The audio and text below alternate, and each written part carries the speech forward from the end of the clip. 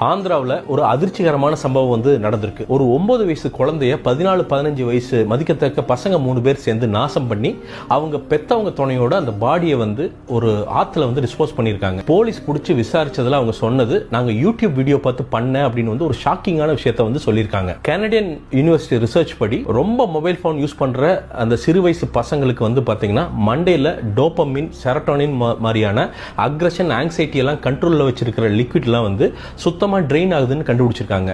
யூஎஸ்ல நடந்த ஒரு ரிசர்ச்ல மொத்த காக்னிட்டிவ் ஃபங்க்ஷனுமே பாத்தீங்கன்னா கம்மியாகி சைக்கோசிஸ் அப்படிங்கிற ஒரு நிலை, கிட்டத்தட்ட சைக்கோ பக்கத்துல போய் அது முடியுது அப்படின்னு கண்டுபிடிச்சிருக்காங்க. காஷ்மீர்ல நடந்த ஒரு ரிசர்ச்ல குழந்தைகளுக்கு போனை கொடுத்தா அவங்களுக்கு ஸ்பீச் வர்றதுக்கு லேட் ஆகுது அப்படின்னு கண்டுபிடிச்சிருக்காங்க. இந்த மாதிரி நிறைய கண்டுபிடிக்கல் வந்துட்டே இருக்கு.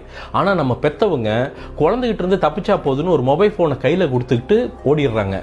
சாப்பாடை ஊட்டுறதுக்கு குழந்தைகளுக்கு மொபைல் போனு, அழுதா மொபைல் போனு, இல்லாட்டி ஐபேட்